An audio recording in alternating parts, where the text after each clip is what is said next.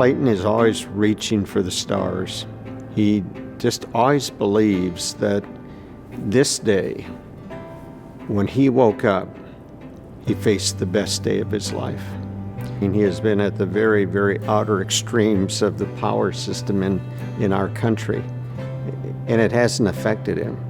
He is just the decent, honorable guy that grew up on that farm in Nebraska.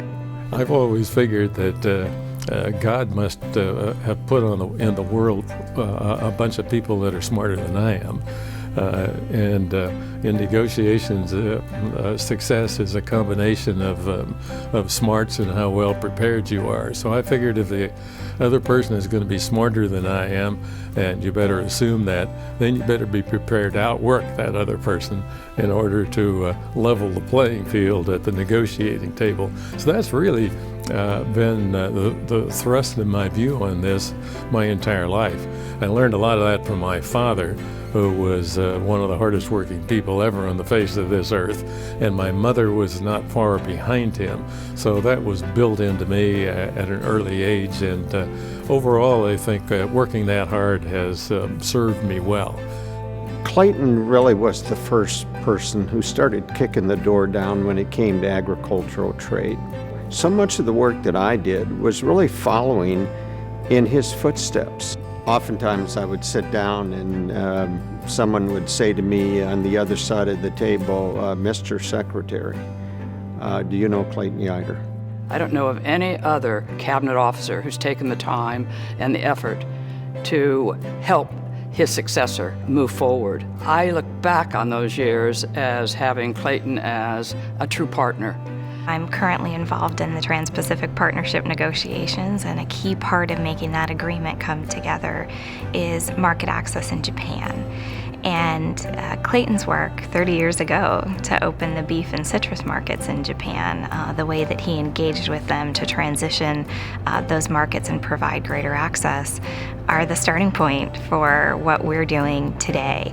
Clayton had a huge impact on the WTO. This was Clayton's vision. His belief was that not only would you open up the marketplace to trade, not only would we be able to sell our beef and our pork and other products worldwide, but it would be a system based upon rules. The Uruguay Round commitments that countries have made in agriculture and the disciplines they've agreed to follow really are the starting point for all of our future negotiations, whether they be trying to get countries to live up to bilateral commitments or entering into new negotiations for a free trade agreement.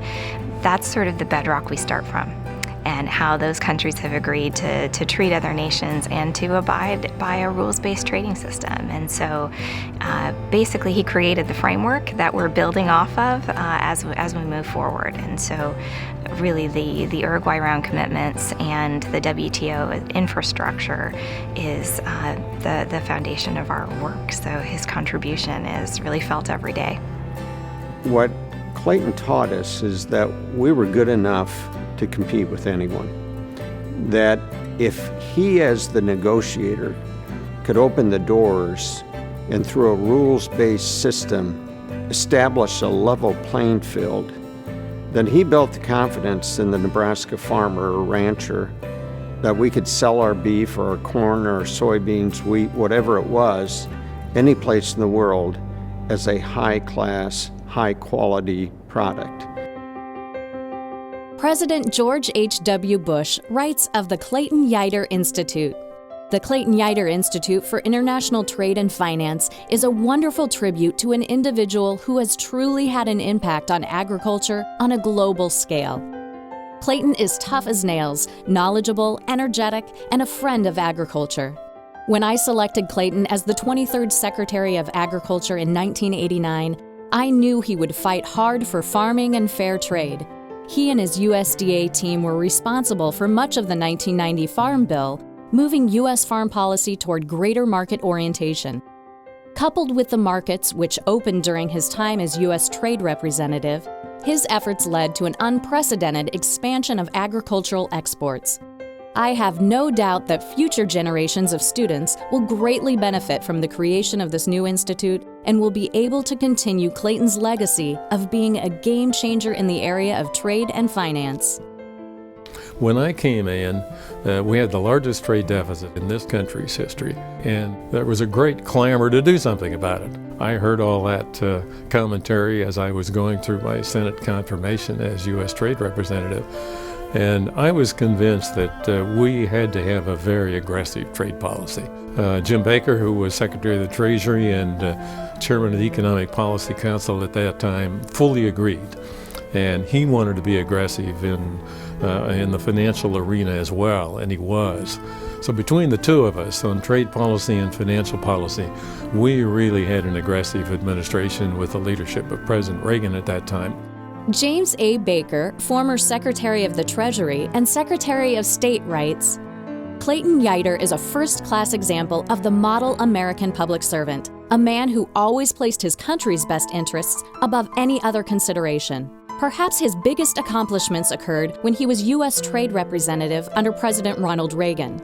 His role then was indispensable during the negotiations for the historic 1987 Canada-United States Free Trade Agreement, which sparked the liberalization of trade not only between those two countries, but also around the world.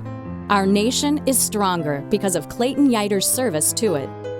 And if we can create an Institute of International Trade and Finance at the University of Nebraska that will begin to impact the lives of hundreds, if not ultimately thousands of students, then we will have changed the world in the future. I believe that international trade builds the bridge between the nations and creates peace in the world, and that's where I hope all this knowledge and my skills will come into play. So I definitely want to work in international trade and agriculture between the United States and Eastern European countries or other countries. They could take a page from Clayton's book. Not only did he study agriculture, but he got a law degree. And he was in the private sector at the Chicago Mercantile Exchange, and he came into government.